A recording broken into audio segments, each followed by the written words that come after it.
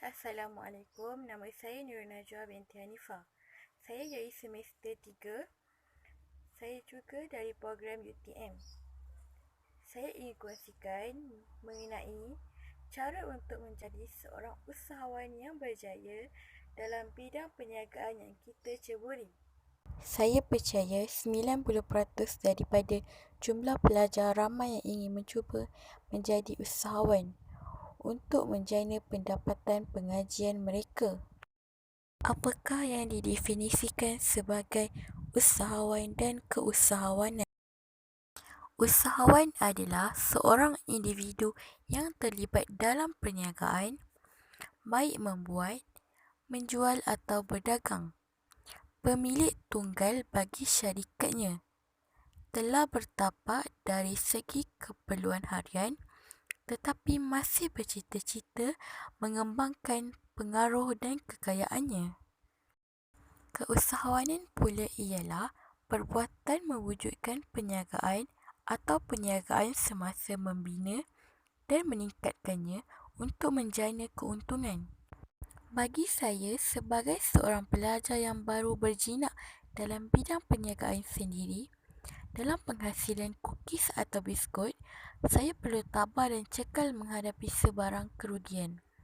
Antara ciri usahawan yang perlu saya amalkan adalah sentiasa bertindak produktif, bijak dalam menangani masalah, mengaplikasikan teknologi dengan baik, berpandangan jauh. Seorang usahawan yang berjaya akan sentiasa memperbaiki diri untuk menjadi lebih baik.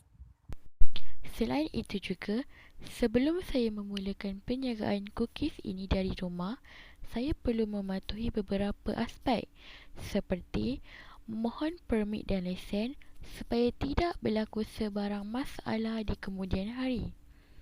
Menetapkan harga produk jualan saya mengikut perbelanjaan bahan, masa dan pembiayaan overhead iaitu periklanan dan juga sedikit keuntungan. Bagi saya sebagai seorang peniaga dan usahawan, saya juga perlu mengenal pasti tentang cabaran supaya saya lebih bersedia mengatasinya. Namun, apakah cabaran yang sering melanda usahawan di zaman penuh mencabar ini? Antara cabarannya adalah cabaran integriti dan kepercayaan, cabaran sumber modal, cabaran ketidakstabilan ekonomi dan cabaran sumber. Sebelum saya menceburi bidang usahawan ini, saya perlu memahami beberapa petua dan cara untuk memulakan perniagaan sendiri. Persoalannya, perlukah membuat perniagaan tanpa modal? Rata-rata orang percaya cara memulakan perniagaan pasti memerlukan duit atau modal. Atas kepercayaan itu, ramai yang menangguhkan niat memulakan perniagaan dengan alasan tiada modal. Untuk bermula, sebenarnya kita masih boleh memulakan perniagaan walaupun tanpa modal. Antara dua petua memulakan perniagaan adalah rumah sebagai operasi perniagaan. Hal ini kerana ia memudahkan operasi serta menjimatkan ruang untuk aktiviti perniagaan seperti jual beli dari rumah dan menyiapkan tempahan, dan perniagaan berasaskan kemahiran seperti menyiarkan iklan dan membuat promosi. Sebagai seorang usahawan yang baru memulakan perniagaan, saya tidak boleh mudah mengalah dengan kejayaan orang lain.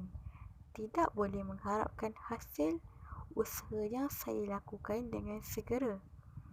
Dan saya juga perlu menjadikan usahawan-usahawan lain sebagai motivasi untuk terus berjaya. Saya juga perlu mencontohi sifat usahawan berjaya untuk dijadikan panduan dalam meningkatkan kejayaan saya. Antara sifat yang perlu saya ada adalah bertanggungjawab, berdedikasi, mempunyai dorongan, berinovasi dan berfikiran kreatif dan inovatif.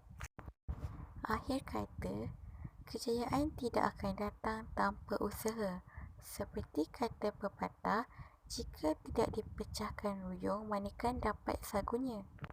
Saya berharap suatu hari nanti, impian saya untuk menjadi seorang usahawan yang berjaya dalam penghasilan kukis dapat dikembangkan hingga ke peringkat antarabangsa.